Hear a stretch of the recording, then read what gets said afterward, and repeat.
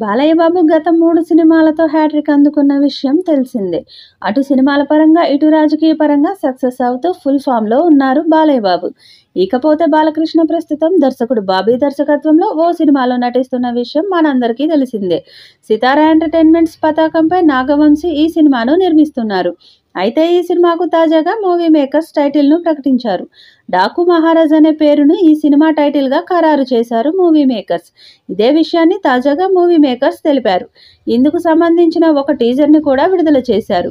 ఆ వీడియోలో ఈ కథ వెలుగుని పంచే దేవుళ్ళది కాదు, చీకటిని శాసించే రాక్షసులది కాదు, ఆ రాక్షసులను ఆడించే రావణుడిది కాదు.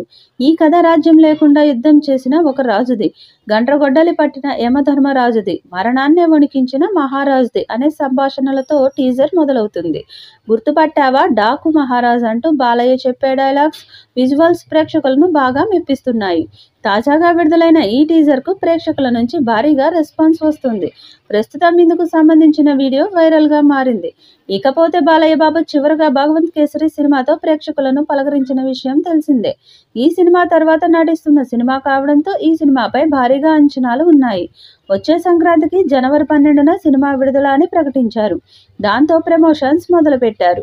ఇక ఈ చిత్రం నుండి మొదటి పాటను త్వరలోనే విడుదల చేస్తారని సమాచారం. తమన్ ఈ చిత్రానికి అద్భుతమైన సాంగ్స్ ఇచ్చాడట. అందులో మొదటి పాటని డిసెంబర్ మొదటి వారంలో విడుదల చేయడానికి సన్నాహాలు చేస్తున్నారు. ఈ పాట మాస్ ఆడియన్స్కి విపరీతంగా నచ్చుతుందని చిత్ర యూనిట్ భావిస్తుంది.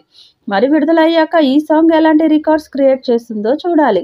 ఈ సినిమాలో బాలయ్య 3 విభిన్న కోణాల్లో కనిపిస్తాడని టాలీవుడ్ వర్గాలు చెబుతున్నాయి. అయితే 3 హీరోయిన్లను ప్లాన్ చేశారని కూడా అంటున్నారు సినీ వర్గాలు. 3 హీరోయిన్లు ఉన్న ఈ మూవీలో ఊర్వశి రౌతేలా కీలక పాత్రలో కనిపించబోతున్నట్టు సమాచారం. ఈ మూవీలో మలయాళ ఇండస్ట్రీకి చెందిన అగ్రనటుడు నటిస్తున్నట్లు తెలుస్తుంది. శ్రద్ధా శ్రీనాథ్, ప్రజ్ఞా జైస్వాల్ కూడా ఈ చిత్రంలో నటిస్తూ ఉండగా బాబీ డియోల్ విలన్గా చేస్తున్నారు. భారీ అంచనాలు ఉన్న ఈ చిత్రం పండుగ సందర్భంగా ఎలాంటి హిట్ అవుతుందో చూడాలి.